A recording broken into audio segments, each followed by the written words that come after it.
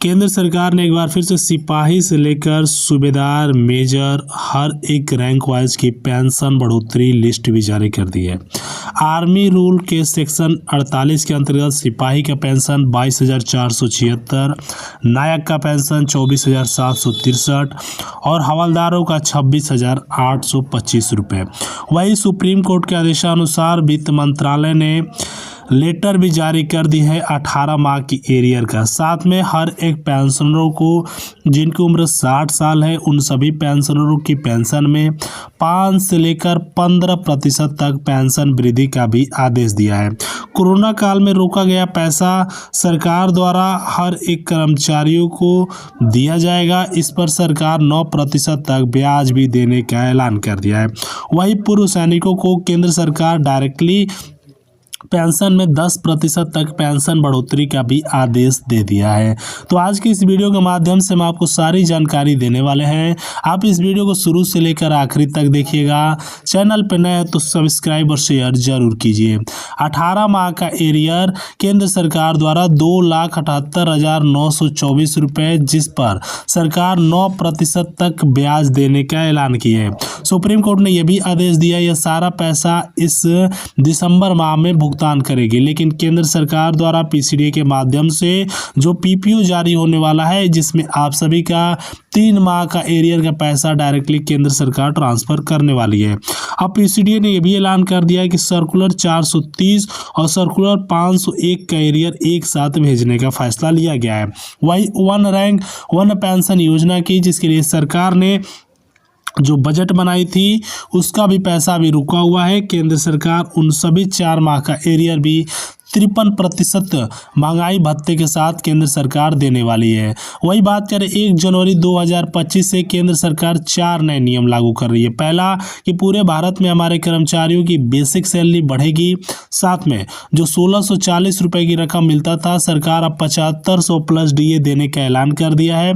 और उससे भी बड़ा फैसला, हमारे कर्मचारियों की ओल्ड पेंशन स्कीम को केंद्र सरकार, जिसकी जगह पर ईपीएस और यूपीएस लाया गया था, केंद्र सरकार इन दोनों को बंद कर ओल्ड पेंशन स्कीम पूरे भारत में लागू करने वाली है। और उससे भी बड़ा फैसला, केंद्र सरकार द्वारा 18 माह की एरियर की जो पूरा पैसा है दिसंबर और जनवरी में देने का ऐलान कर दिया है। अब सबसे बड़ी बात स्पर्श की तरफ से देखिए, स्पर्श ने भी ऐलान कर दिया है कि हमारे पेंशनरों की एक बेसिक पेंशन निर्धारण हो, क्योंकि जिस हिसाब से कर्मचारियों को जो 5वें 6वें वेतन आयोग में रिटायरमेंट है उन सभी को पेंशन की रकम नहीं बढ़ी है। तो केंद्र सरकार अब पेंशन बढ़ाने का ऐलान कर दिया है। सबसे पहले बात करते हैं दोस्तों कि केंद्र सरकार द्वारा आप सभी का 18 माह का रोका हुआ पैसा 2,78,924 रुपये डायरेक्टली आप सभी कर्मचारियों को देने का फैसला ले लिया गया है। साथ में केंद्र सरकार बेसिक सैलरी जो सबसे ज़्यादा ज़रूरी है कि हमारे कर्मचारियों की बेसिक सैलरी 8,000 रुपये तक सरकार बढ़ाने वाली है। अर्थात जिनका 18,000 रुपये सैलरी है, केंद्र सरकार उन सभी को 26,000 रुपये तक देने का फैसला ले लिया गया है। वही बात करते हैं दोस्तों ईपीएस 95, जो सबसे इम्पोर्टेंट है, 1640 रुपये की रकम को पूरे भारत में सरकार 7500 प्लस डीए लागू करने का फैसला लिया है। देखिए 7500 प्लस डीए से ये फ़ायदा है कि हमारे कर्मचारीगण एक लंबे समय से उनका पूरी तरीके से पैसा रुका हुआ है, उस पर 9% तक जो ब्याज देने का फैसला लिया गया है, केंद्र सरकार इस महीने से उसको लागू कर सकती है। अब सबसे इम्पोर्टेंट बात, क्या कर्मचारियों की बेसिक पेंशन बढ़ेगी? तो देखिए जो भी हमारे कर्मचारीगण हैं उन सभी का सरकार बेसिक पेंशन 11,200 रुपये तक लागू करने का फैसला ली है। केंद्र सरकार ये भी डिसीजन ले रही है कि हर एक कर्मचारियों की बेसिक पेंशन अगर देखा जाए तो केंद्र सरकार 11,200 रुपये तक लागू कर सकती है। अब सबसे इम्पोर्टेंट बात, क्या हमारे कर्मचारियों का जो डिमांड है बेसिक सैलरी में संशोधन, कब तक संशोधन किया जाएगा? तो हमारे कर्मचारियों की जो बेसिक सैलरी है केंद्र सरकार वह आपका सबसे पहले 18 माह का एरियर का पैसा देने वाली है, उसके बाद ही कोई बड़ा डिसीजन ले सकती है, क्योंकि 7वां पे कमीशन के अंतर्गत हर एक कर्मचारियों की बेसिक सैलरी 8,000 रुपये तक केंद्र सरकार बढ़ाने वाली है। अगर देखा जाए हर एक कर्मचारियों की जो डिमांड है EPS 95, जिसमें 1640 रुपये की रकम सरकार पूरे भारत में 7500 प्लस DA तक देने का ऐलान करेगी। अब सबसे इम्पोर्टेंट बात, क्या हमारे कर्मचारियों की जो डिमांड है, केंद्रीय कर्मचारियों की बेसिक सैलरी को केंद्र सरकार 7,000 रुपये तक बढ़ा सकती है। अब सबसे इम्पोर्टेंट बात है EPS 95।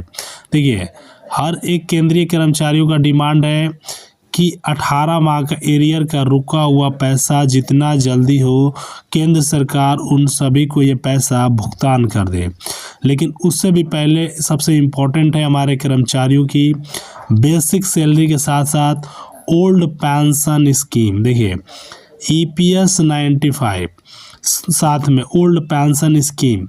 ओल्ड पेंशन स्कीम इसलिए ज़रूरी है क्योंकि हमारे कर्मचारी जो डिमांड कर रहे हैं कि ओल्ड पेंशन स्कीम को सरकार लागू कर देगी, तो इससे पहले केंद्र सरकार ने EPS 95 लाया था, उन दोनों को पूरी तरीके से पाबंद कर भारत में ओल्ड पेंशन स्कीम लागू करने का फैसला ले लिया है। अब केंद्र सरकार ये भी डिसीजन ले रही है, क्या हमारे कर्मचारियों की बेसिक सैलरी कब तक बढ़ेगी। देखिए 18 माह का रुका हुआ पैसा, जिसमें केंद्र सरकार जो आप सभी का रुका हुआ पैसा है सबसे पहले वह पूरी तरीके से ट्रांसफ़र करेगी। अब जो सबसे ज़्यादा डिमांड है वह है EPS 95 1640 रुपये की रकम को बढ़ाकर सरकार 7500 प्लस DA लागू करने वाली है। अब सबसे इम्पोर्टेंट बात,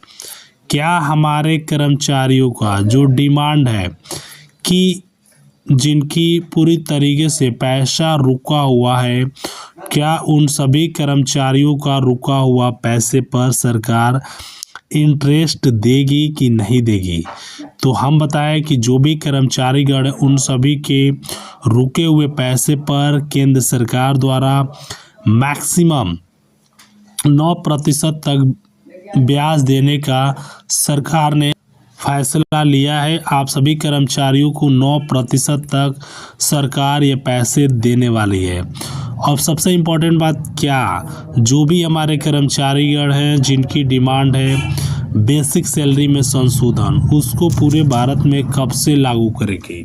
तो केंद्र सरकार बेसिक सैलरी में संशोधन आप सभी कर्मचारियों को इस महीने के अंत तक लागू